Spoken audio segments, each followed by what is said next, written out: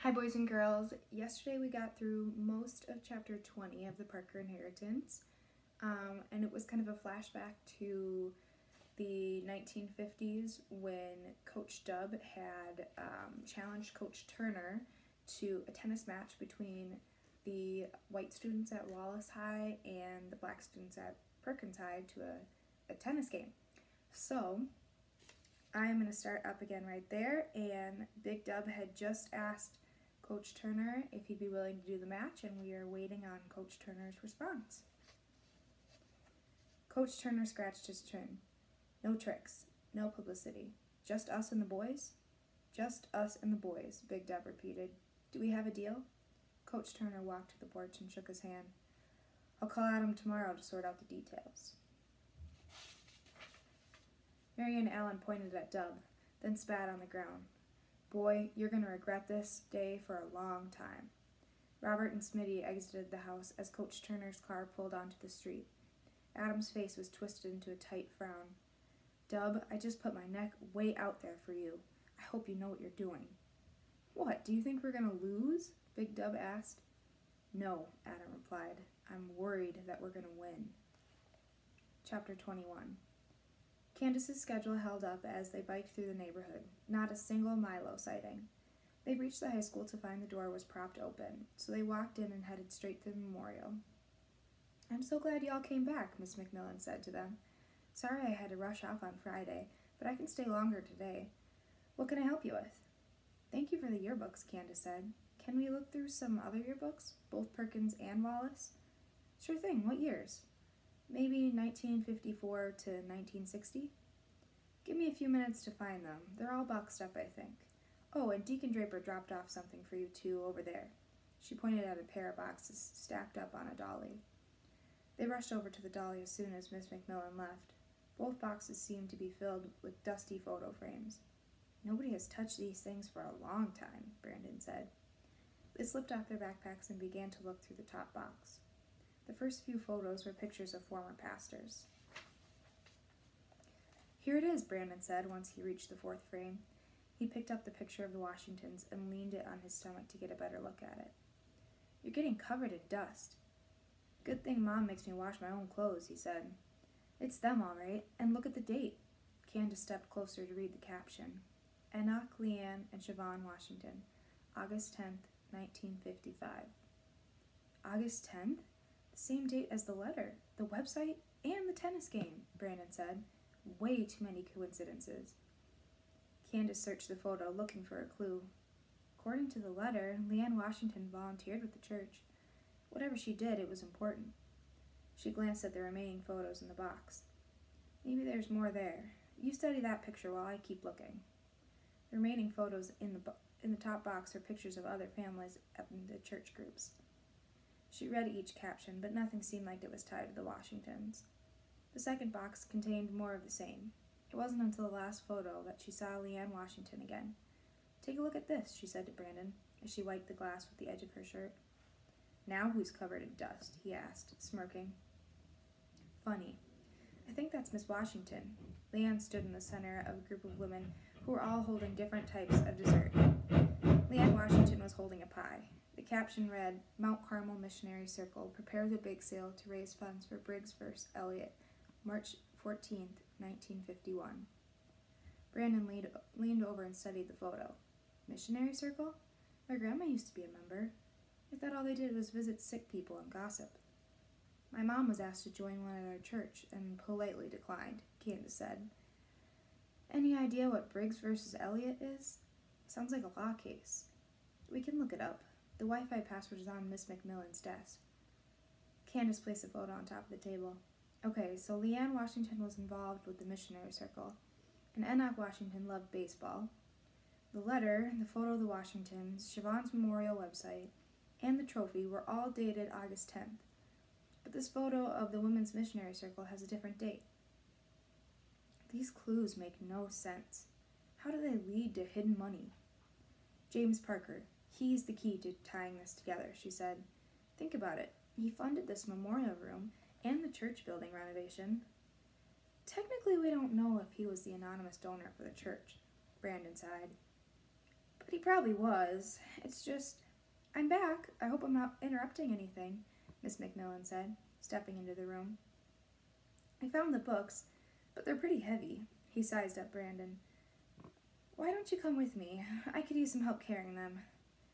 I'll take some notes and put these back, Candace said, nodding toward the photos. Brandon handed her Tori's phone. You should probably take a picture as well, he said as he and Miss McMillan headed out. Candace quickly snapped pictures of all of the photos, then placed the frames back in the boxes. Had her grandmother gotten this far? And if so, how did she get from here to digging up Vickers Park? She reminded herself to talk to Brandon about going to the park that week. Hopefully there would be another clue there. Parker. It all came back to him. She pictured him in a tuxedo and a top hat, pulling at their marionette strings, laughing with every wrong move they made. Candace walked toward a wall filled with awards and plaques.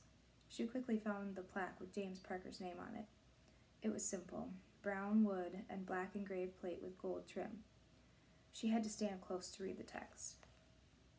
In memory of the fine students of Ada Marie Perkins High School, James Parker, Chairman, New Air Foundation. I too sing America. I am the darker brother. They send me to eat in the kitchen when company comes, but I laugh and eat well and grow strong. Tomorrow I'll be at the table when company comes. Nobody will dare say to me, eat in the kitchen then. Besides, they'll see how beautiful I am and be ashamed. I too am America. Langston Hughes. Candace ran her hands along the words of the poem, then traced her fingers across James Parker's name. The lettering was rough against her fingertips. Who was this man? What would make him go to so much trouble to honor a school he never attended, to reward a church he had never been a member of? And what happened to make him disappear all those years ago? Did he really love Siobhan Washington? And did she love him back? Chapter 22.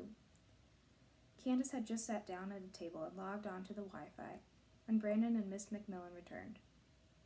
Brandon dropped the books on the table. They're heavier than they look. She reached out for one of the Wallace High School yearbooks while Miss McMillan went to the storage room for the Perkins yearbooks. Brandon eyed the laptop. Did you have a chance to look up the court case? She shook her head. I want to find the plaque with James Parker's name on it. Anything of interest? No, I don't think so. She handed him Tori's phone, then opened the yearbook. Maybe we'll learn something about him in here. Okay, why don't you pass me your laptop and hand me your notes? I'll look up Briggs first, whatever, and you go look through the yearbooks. Candace decided to start by searching for Adam Douglas's son. She began with 1960 and worked her way backward, eventually finding him in the 1956 yearbook. He was a senior then. His nickname was Chip. Hey, can I use the laptop? She asked. I want to look up a picture of James Parker and compare him to Charles Douglas. In a second, Brandon said as he quickly scribbled something down. What, you found something? Maybe. He turned the laptop so she could see it. Briggs vs. Elliott was a court case in Somerton, South Carolina in the 50s. It challenged school segregation. I heard about a case like that. I thought it was called Brown vs. the Board of Education. That was the one that went before the Supreme Court. Briggs vs. Elliott was actually one of the 5 cases that made up the complete Brown vs. the Board case. He scrolled down the page. It's really interesting. They won the Supreme Court case in 1954, but the state still fought desegregation. For years in some places. Did it take a long time here? She asked. I don't know, Brandon said. I'm pretty sure Perkins was always known as the black school up till when it was closed. So Leanne Washington was raising money to fight segregation, she said.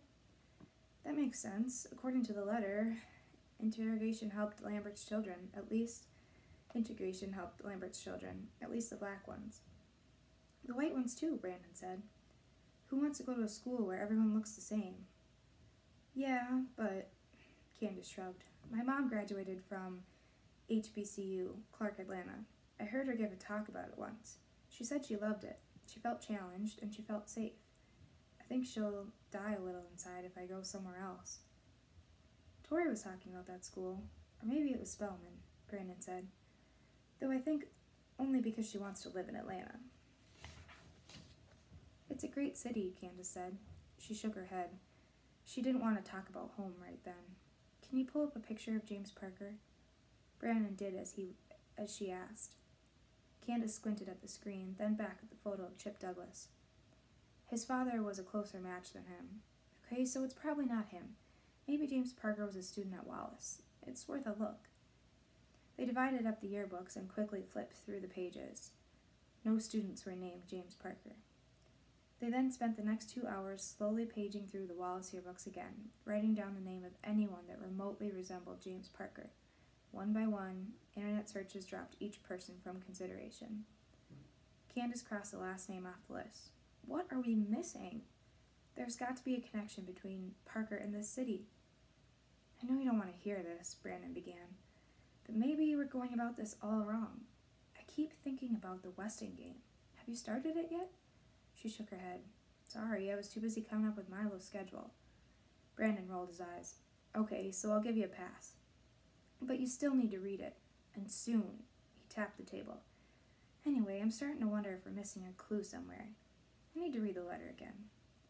I've read it 1,000 times, Candace said as she pulled the stack of Perkins High School yearbooks toward her. I'll take my chances with these. Maybe Parker had been a teacher there earlier in the 50s. She opened the 1956 yearbook. A few seconds later, she slammed it shut. What is it? Brandon asked. She shook her head, then blinked hard. The jagged purple words had been scratched across the page, had remained in her brain. Candace? Someone wrote something in the yearbook. Something stupid and ugly and racist. She pressed down on the book, like she was trying to stop the words from escaping. Well, those were different times back then. I'm sure it's not old. They dated it. Brandon gently moved Candace's hands from the yearbook, then opened it. Candace could see his gaze floating across the disgusting words. It's amazing how someone could insult black people, gay people, and women all at the same time. And they didn't even spell the word right. For some reason, that made Candace crack up. Then Brandon laughed, and once they started, they couldn't stop. And I think I'm going to stop right there, and we'll finish this chapter next time. So, my question for you is, when we were reading the chapter that was kind of the flashback to the 50s, and Big Dub asked Coach Douglas if he thought they were going to lose and that was why he was worried, and he said, "No, I'm worried we're going to win." What do you think that means? Why do you think he would be worried that they would win the game?